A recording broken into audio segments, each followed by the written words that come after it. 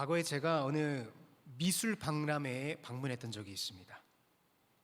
수십 개의 부스에 정말 다양한 미술 작품들이 전시되어 있었고 그것을 관람하는 사람들의 눈을 즐겁게 해주었습니다.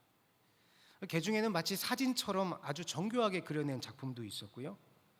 또 그 중에는 톡톡 튀는 아이디어로 이 감탄과 웃음을 자아내는 그런 작품도 있었습니다. 저는 미술에 대해서는 문외한이기 때문에 그렇게 잘 그려진 그림 작품을 보면 굉장히 신기합니다. 어떻게 저렇게 그림을 잘 그릴 수 있을까? 제가 이렇게 감탄을 하면서 돌아다녔던 기억이 있습니다.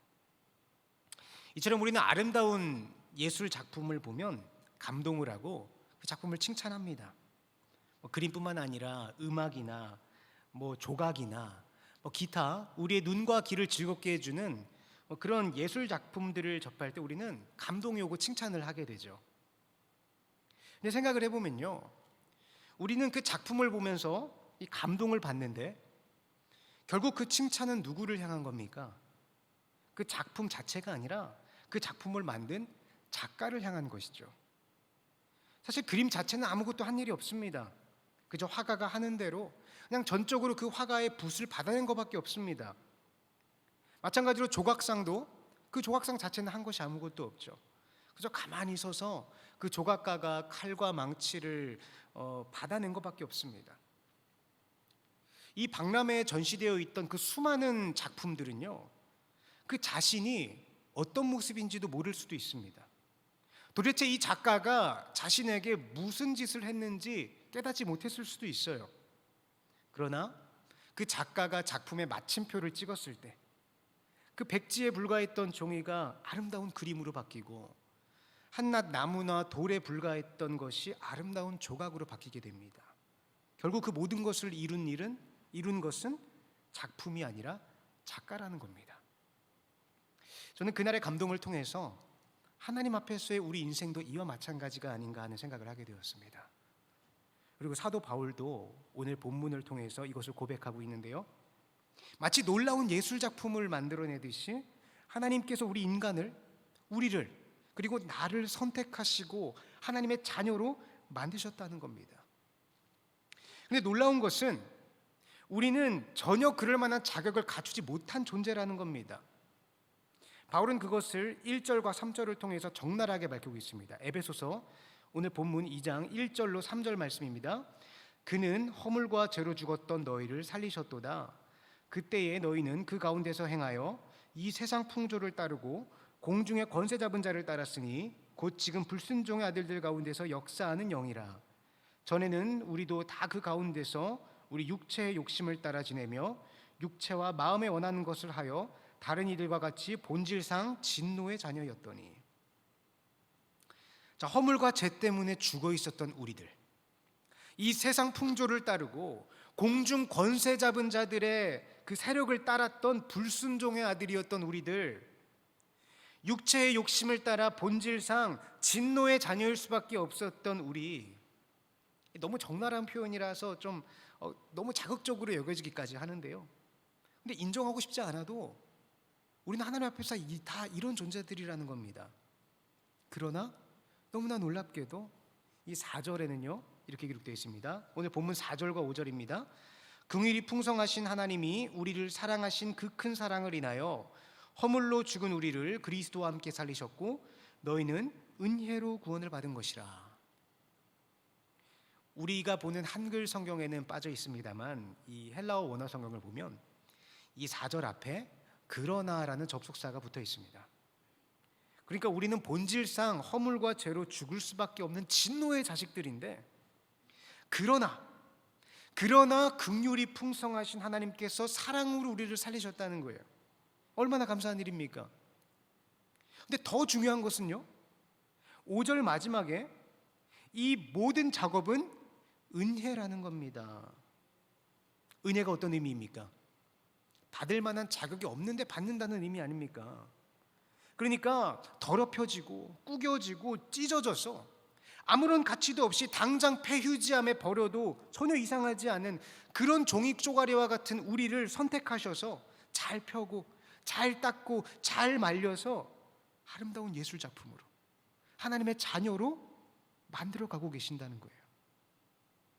우리가 하나님께 선택을 받고 구원을 받은 이것은 철저하게 은혜, 즉 나는 받을 만한 자격이 아무것도 없음에도 불구하고 지금 하나님께서 선물로 우리에게 주고 계시다는 겁니다. 자, 우리가 이 말씀을 묵상하면서 기억해야 될 것이 하나 있습니다. 그것은 하나님이 하셨다는 거예요. 하나님이 하셨다. 바울도 이게 너무나 중요했기 때문에 8절에서 다시 한번 강조하고 있습니다. 오늘 본문 8절과 9절입니다. 너희는 그 은혜에 인하여 믿음으로 말미암아 구원을 받았으니 이것은 너희에게서 난 것이 아니요 하나님의 선물이라. 행위에서 난 것이 아니니 이는 누구든지 자랑하지 못하게 함이라. 자, 하나님께서 우리를 구원하시고 하나님의 자녀로 만드시는 놀라운 영광과 은혜를 우리에게 허락을 하셨는데 이것은 우리의 어떤 행위나 노력으로 할 수 없는 것이라는 겁니다. 철저하게 하나님의 영역이라는 것이죠.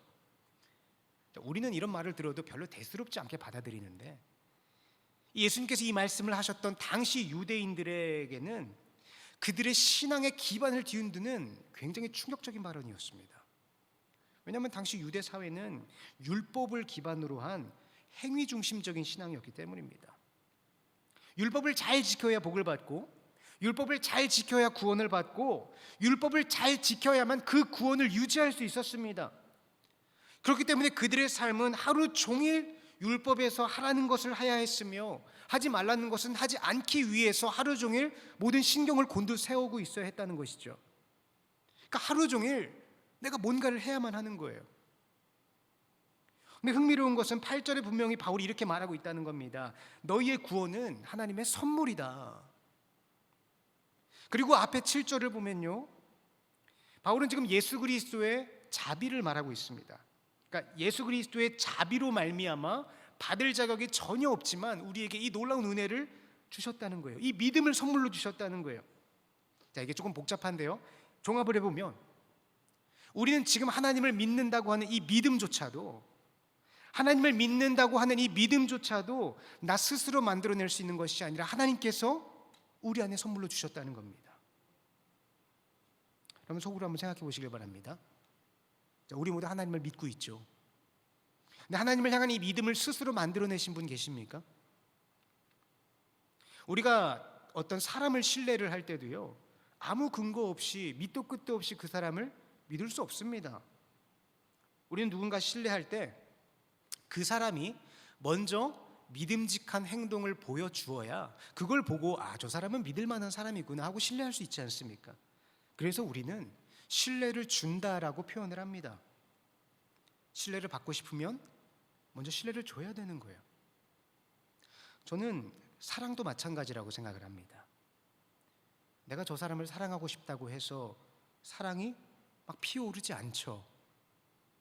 반대로 이미 내가 저 사람을 사랑하기 시작했으면 사랑하고 싶지 않아도 이거를 꺼뜨릴 방법이 없습니다.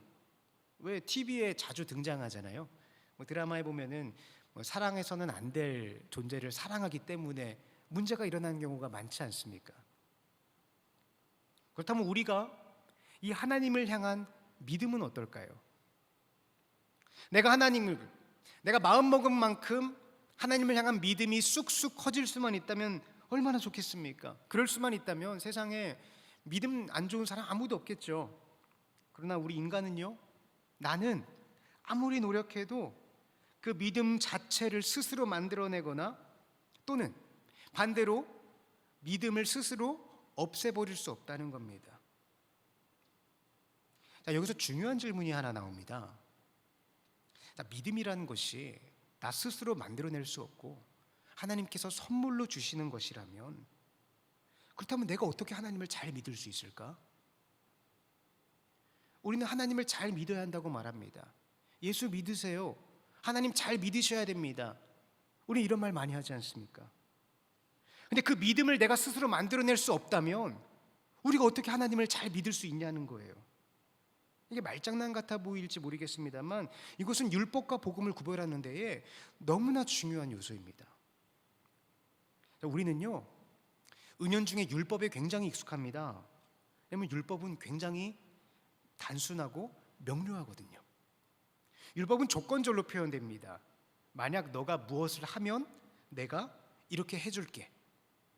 너가 이웃을 사랑하면 복을 받을 거야. 부모를 공경하면 장수할 거야. 심부름을 잘하면 선물을 줄게. 원인과 결과가 명확하게 드러납니다. 매우 논리적입니다. 이것이 율법적 사고방식이죠. 저는 이것을 지금 부정적으로 말하는 게 아닙니다.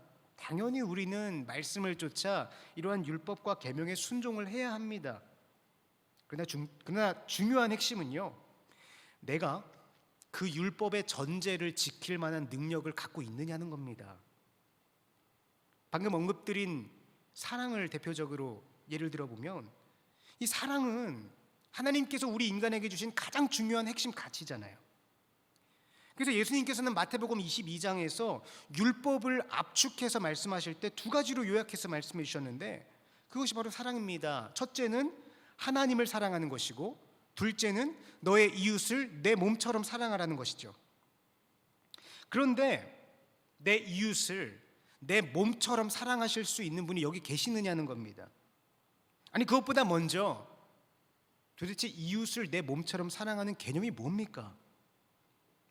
앞서 고려했듯 우리는 사랑 자체를 만들어낼 수 없는 존재인데, 좋아, 이웃을 사랑하려고 했으니까 나는 오늘부터 저 집사님을 사랑해야지, 저 권사님을 사랑해야지, 저 장로님을 사랑해야지, 이런 결심을 한다고 해서 내 마음속에 사랑이 피어올라서 그 사람을 마치 내 몸처럼 사랑할 수 있게 된다면 참 좋을 텐데, 그렇지 못하다는 것을 우리는 날마다 경험하고 있지 않습니까?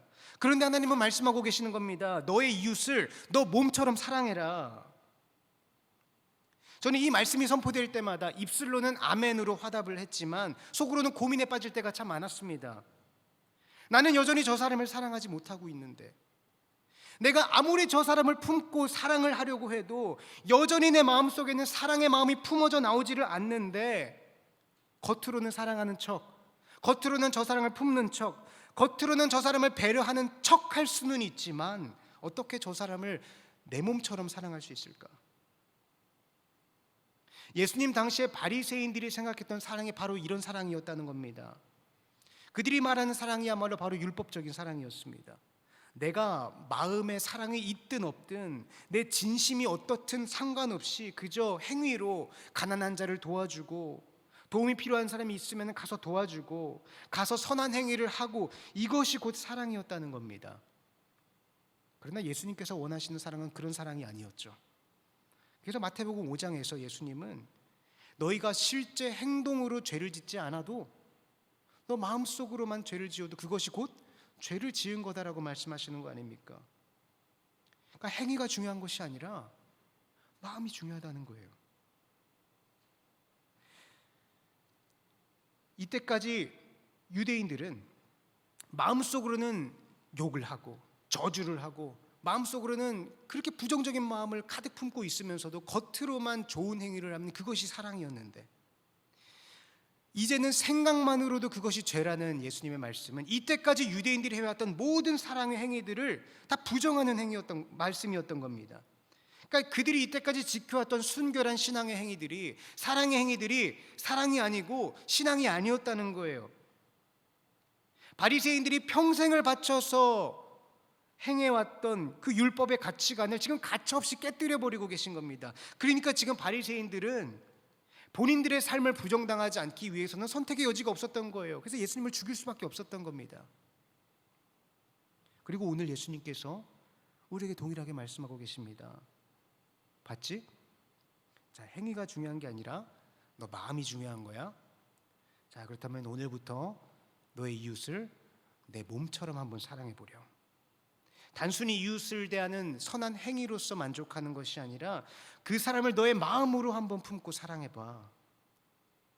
여러분, 이 말씀이 복음으로 다가오십니까? 정말로 이 소식이 기쁜 소식입니까? 사랑을 만들어낼 수 없는 존재에게 지금 가서 너의 몸처럼 사랑하라고 요구하시는 이 말씀이 정말로 복음으로 와닿으십니까? 그러나 이 무리해 보이는 예수님의 명령이 복음이 될 수 있는 이유는요, 그 말씀 앞에 붙여주신 하나의 단서 때문입니다. 그것은 하나님 사랑입니다. 이 사랑에 대해서 바울은 오늘 본문 4절에 이렇게 말하고 있습니다. 본문 4절입니다. 긍휼이 풍성하신 하나님이 우리를 사랑하신 그 큰 사랑을 인하여. 하나님은 우리가 어떤 존재인지 너무나 잘 알고 계셨습니다. 그래서 하나님께서 먼저 몸소 우리에게 사랑을 보여주신 겁니다.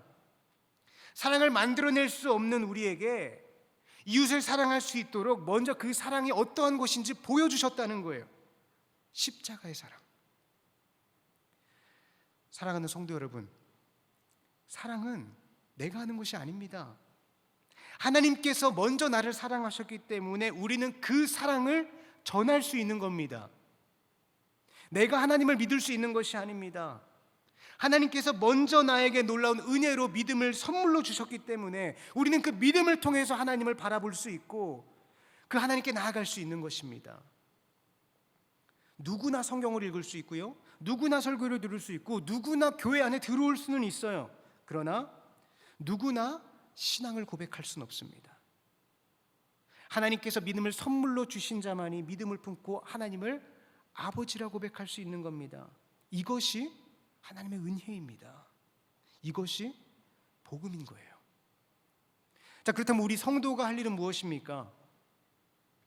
하나님께서 우리에게 믿음을 주셔야 믿을 수 있고, 하나님께서 우리에게 사랑을 주셔야만 사랑을 할 수 있다면 도대체 우리 인생은 무엇 때문에 존재하는 것입니까?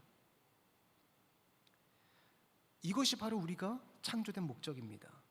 우리는요, 하나님께서 하시는 일을, 하나님께서 우리에게 부어주시는 일을 드러내기 위해서 지음받은 거예요. 그것이 10절에 담겨 있습니다. 본문 10절입니다. 우리는 그가 만드신 바라 그리스도 예수 안에서 선한 일을 위하여 지으심을 받은 자니 이 일은 하나님이 전에 예비하사 우리로 그 가운데서 행하게 하려 하심이라. 바울이 오늘 우리의 존재 목적을 여기에서 분명히 밝히고 있습니다. 그리스도 예수 안에서 선한 일을 위하여 지음을 받았다. 선한 일이 무엇일까요? 여기서 바울이 사용한 선하다라는 표현은 아가도이스라는 단어인데, 이것은 주로 복음서에서 이 세상과 구별된 하나님의 선하신 성품을 드러내는 데 사용되었습니다.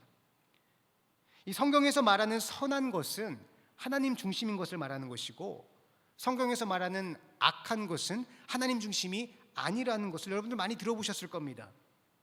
그러니까 우리가 선한 일을 하기 위해서 지음을 받았다는 의미가 뭐냐? 우리는 하나님 중심으로 살아가고 하나님께 영광을 올려드리고 하나님께서 부으시는 은혜와 사랑을 드러내는 존재로 지음을 받았다는 겁니다. 이것이 중요합니다. 이것이 우리의 삶의 목적입니다. 우리는요, 실제적인 삶에서는 각자의 삶의 모습이 다 다르기 때문에 삶의 모습과 삶의 목적과 삶의 이유가 다 다르게 보일 수도 있습니다. 그러나 근본적인 목적은 같습니다. 그 나의 상황 속에서, 나의 환경 속에서, 나의 자리에서 하나님께서 나에게 행하시는 일들을 드러내는 것, 그것을 통해서 하나님께 영광을 올려드리는 것, 이것이 우리를 지으신 하나님의 목적입니다. 그리고 본질적으로 가장 중요한 것은 우리 스스로가 먼저 하나님께서 부어주시는 그 은혜와 사랑을 누리는 것입니다. 아름다운 그림은요, 화가를 영광스럽게 합니다. 그러나 그 그림 자신은 한 것이 아무것도 없죠. 그저 화가의 손에 자신을 맡겼을 뿐입니다. 우리가 하나님 안에 나 자신을 맡겨드릴 때에 하나님께서 나에게 하시고자 하시는 일을 온전히 받아낼 때에 그것이야말로 하나님의 영광을 드러내는 통로가 된다는 것입니다. 하나님의 손길을 온전히 받아내는 것, 그것이 오늘 하나님께서 우리에게 원하시는 하나님의 자녀로서의 삶인 것입니다. 저희 집 둘째가 올해 이제 5살이 되었는데요, 요새 제일 많이 하는 말이 하나 있습니다. 눈치가 빠르신 분들은 오늘 설교 제목을 떠올리셨을 텐데, 내가 할 거야 입니다. 뭘 하든 자기가 하겠다고 고집을 부립니다. 근데 5살밖에 안 된 애가 뭘 그렇게 잘할 수 있겠습니까? 그냥 엄마 아빠가 하는 걸 보면서 열심히 따라하려고 하긴 하는데 그게 무슨 의미인지, 어떤 일인지도 모르고 그냥 자기 멋대로 따라합니다. 그리고 나서는 자기가 원하는 대로 결과물이 나오지 않으면 짜증을 냅니다. 저는 이런 경험들을 통해서 하나님 앞에 제 모습을 발견하게 됩니다. 내 힘으로, 내 생각으로, 내 존재로, 내 의지로 뭔가를 해보겠다고 난리를 부려놓고서는 내가 원하는 결과가 나오지 않으니까 하나님을 원망하는 모습, 하나님을 믿는 것조차 내 마음대로 할 수 없이 하나님의 은혜로 구원받을 수밖에 없는 이 존재가 그 은혜를 따라, 그 사랑을 따라, 그 인도를 따라 나아가지 아니하고 내가 원하는 대로 살아가는 나의 이 모습. 하나님, 내 인생은 내가 알아서 할게요. 하나님은 그냥 거기 앉아서 구경만 하시다가 내가 필요할 때 와서 도와주시기만 하면 돼요. 내 일은 내가 할 거야. 그러나 어제도 하나님이 하셨습니다. 오늘도 하나님이 하고 계십니다. 그리고 내일도 하나님께서 하실 것입니다. 우리의 삶은 그 하나님께서 행하시는 일들을 온전히 받아내며 하나님께서 허락하신 그 믿음을 소중하게 간직하고 그 은혜에 반응하며 감사하며 하나님께 영광을 올려드리는 것입니다. 우리 안에 이러한 믿음이 있기를, 우리 안에 이러한 은혜가 있기를 주님의 이름으로 축복합니다.